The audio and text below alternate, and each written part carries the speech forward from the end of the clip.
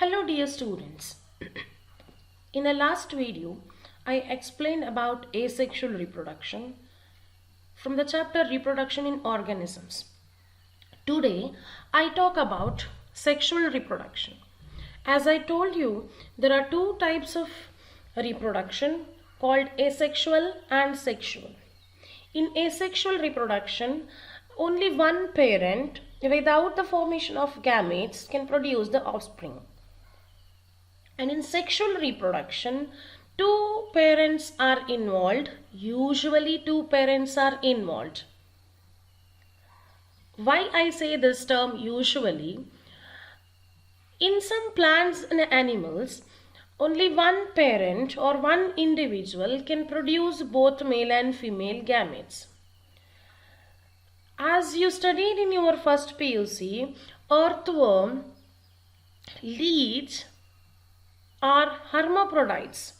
That means single individual can produce both male and female gametes. In case of plants, number of plants can produce bisexual flowers. In a single flower you can see both androecium and gynoecium, the male part and the female part. Hence, one or two parents may be involved in sexual reproduction, and usually two parents are involved. Definitely two gametes called male and female gametes are involved in the sexual reproduction. These gametes fuse together to form zygote, and the zygote develops into organism. So this is the process of sexual reproduction.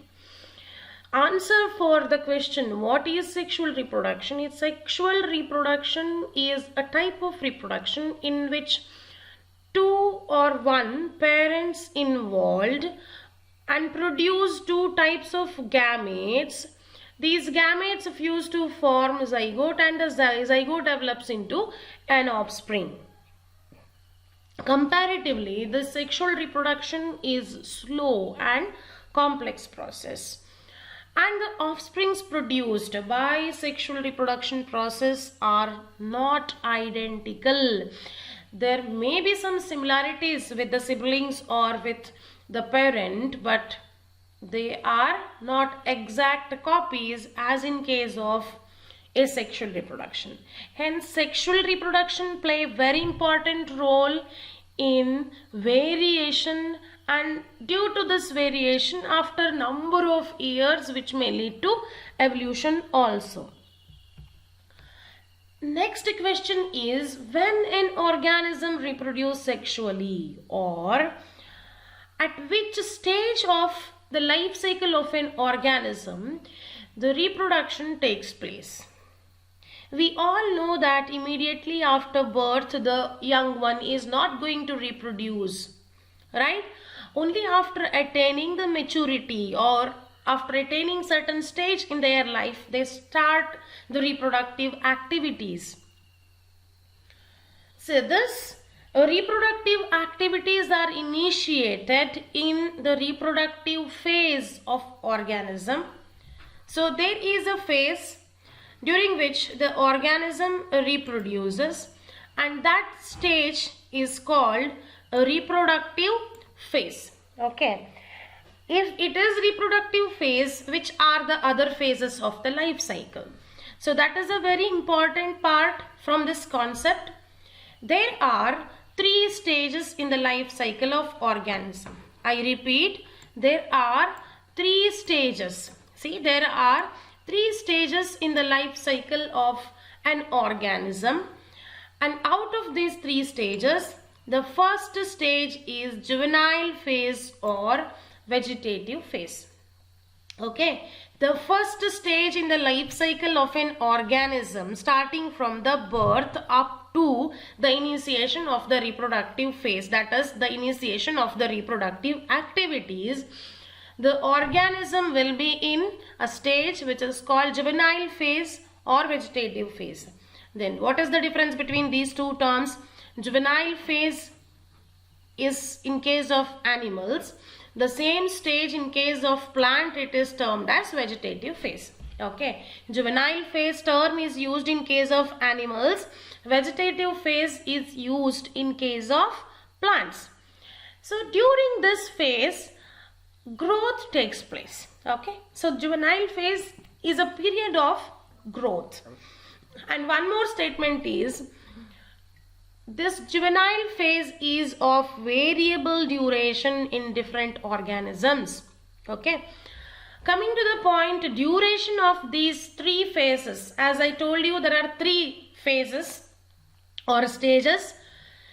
What is the duration, whether the life cycle is equally divided into three stages or not? Definitely each phase is of variable duration in different organisms.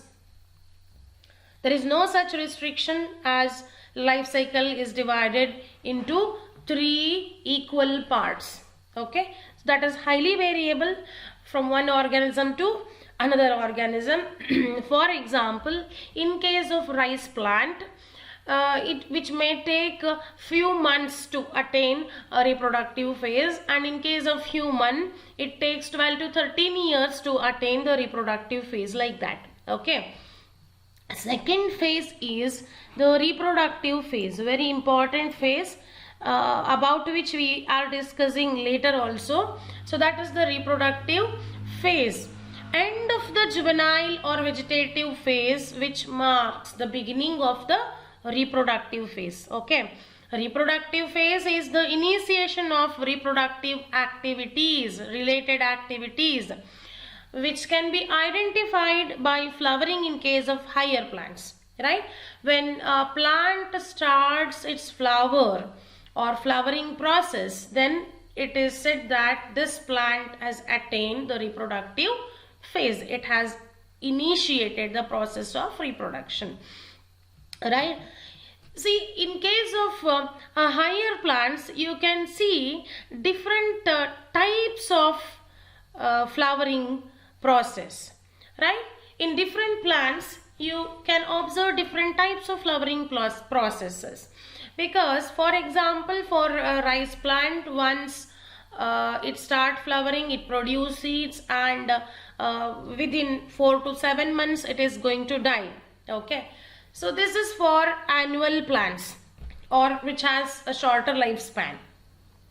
In case of perennial plants such as mango, cashew, sapota and all, might have observed every year at particular season,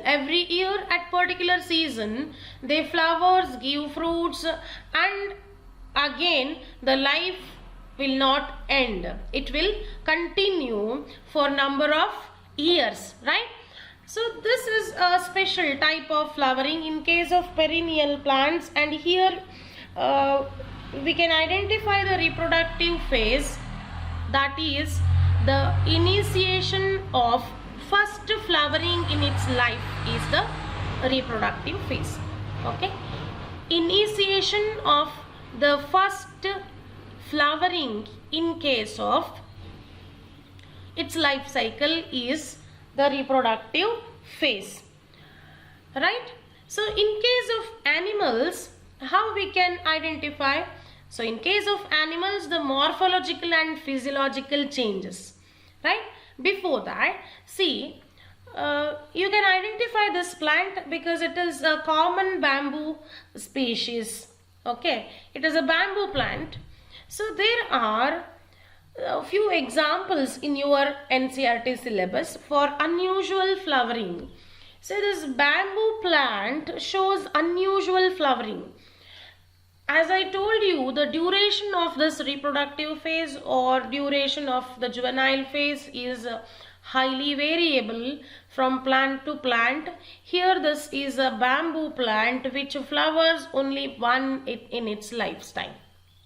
Okay, bamboo species flowers only once in its lifetime, and its lifetime is 50 to 100 years, not an year or few months. Okay, so it is a perennial plant and which may reproduce asexually by different method, but Sexual reproduction. Coming to the sexual reproduction, this bamboo plant produce flowers only once in its lifetime. Okay, that is 50 to 100 years. Might have observed this flowers in the hilly stations of Kerala, Karnataka and Tamil Nadu. So the speciality of this plant is, the name of this plant is Neelakuranji in general. Scientific name is Strobilanthes kunthiana, right? It is popularly known as Kuranji flowers or Neelakuranji, which can make the whole hill to appear blue in color because of its blooms, and which can attract many tourists once in 12 years. Okay, because the speciality of this flower is it flowers only once in 12 years. Okay, it flowers once in 12 years. And this is the photograph of 2018. In the month of September and October, these plants produce flowers, and after 12 years again in the same month it produce flowers. The flowers attracted many tourists in 2006 October, and after that it flowered in 2018. Again we have to wait for 10 years more. Okay, in Karnataka we can see these flowers in Baba Budangiri Hills or Dattapita in Chikmagalur district. So these two are very good examples for unusual flowering and very important point, 1 mark questions from the point of examination. Bamboo species flowers only once in their lifetime, that is generally after 50 to 100 years, produce large number of flowers, fruits, and it is going to die. Strobilanthes kunthiana or Neelakuranji flowers once in 12 years. Okay. In case of animals, the juvenile phase is followed by certain morphological and physiological changes just before the active reproductive behavior. In case of females of placental mammals, right, the females of placental mammals exhibit the cyclical changes in the activities of ovaries and accessory ducts as well as the hormones during the reproductive phase. The first cycle, reproductive cycle, it may be menstrual cycle or it may be estrous cycle. I tell you the difference, right? The first reproductive cycle, the reproductive cycle is the cyclical changes in the activities of ovaries and accessory ducts and in case of hormones during the reproductive phase. Okay, the first reproductive cycle is the attainment of reproductive phase in case of animals. Animals in the sense here we consider the placental mammals. Again, for the clarity of this placental mammals, mammals are the major groups in case of animal kingdom, we know that, and in this mammals we discuss about placental mammals because there are two types of mammals. One is placental mammal, one which can nourish their young one with the help of placenta. Through placenta the nutrition is transferred and the young one develops inside the womb of the mother. Okay, in case of one more type of mammal, we call them as pouched mammal. As we can see in case of kangaroo, there are some pouched mammals, and in pouched mammals the pouch is used to nourish the young one. Okay, so we discuss about placental mammals, and in this placental mammals again we can see two different types of mammals, that is primates and non-primates. Primates are the major topmost group of this placental mammals because they are very close to human. That means we also belongs to the order Primata. We are also primates with a very well developed brain when compared to the other animals. We have got well developed brain, and one more very important character of this primate is here the forelimbs are modified into hands, right? We can differentiate two pairs of limbs here. Two pairs of limbs are working as legs, and again one pair of limb is working as hands. Okay, so out of two pairs of limbs, one pair of limbs working as hands and one pair of limb is working as legs. And we have a very good vision, color vision. That is also the special feature of primates, right? Primates are the group of organism, or it is an order actually, group of organism in which the hands are well developed, brain is developed, and a very good colored vision can be observed. In this primates, the reproductive cycle is called menstrual cycle, right? Here in this menstrual cycle, menstrual flow takes place, and usually these organisms can reproduce throughout the reproductive phase of their life. Okay, they can reproduce throughout the reproductive phase of their life. In case of non-primates, the mammals like cow, sheep, rat, or any other animals which have got four legs, okay, so in these animals, the cyclical changes during the reproduction are referred as estrus cycle. Estrus refers to heat. Okay, so there is a heat period in the reproductive phase. And one more special thing is, number of animals which show this estrus cycle can reproduce only during certain season in their reproductive phase. Okay, only during the favorable season of their reproductive phase they can show the reproductive activities, or they can show the estrus cycle and all, and they are called seasonal breeders. Coming to these two terms, seasonal breeders and continuous breeders. Mammals which show their reproductive activities only during favorable season in the reproductive phase, they are called seasonal breeders, and mammals which show reproductive activities throughout their reproductive phase are called continuous breeders. Usually the mammals with estrus cycle show seasonal breeders, or they are referred as seasonal breeders, and the mammals which show menstrual cycle, they are called continuous breeders. That is all about reproductive phase. And the last phase in the life cycle, the first phase or stage is called juvenile stage. Second phase is reproductive phase, and there is an ending for everything, right? And that is senescent phase, or we can call it as aging process. Okay, the reproductive activities are going to stop, or the reproductive process which is going to be decreased, the activities are going to be decreased at old age. So this old age is considered as senescent phase. Okay, old age or senescent phase is the last phase in the life cycle. End of this senescent phase leads to death. Ultimately senescent phase leads to death, and there is no such limitations for reproductive phase in all organisms. So there are differences between organisms.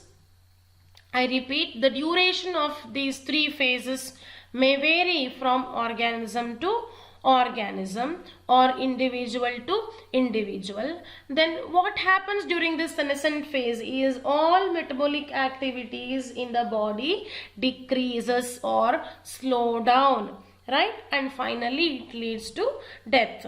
In case of plants, when a flower stops the process of flowering, for many years, it is considered as its old age or senescent phase.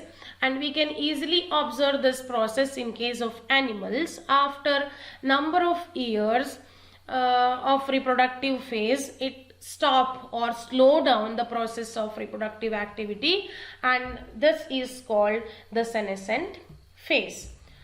The remaining part we can discuss in later videos. Thank you.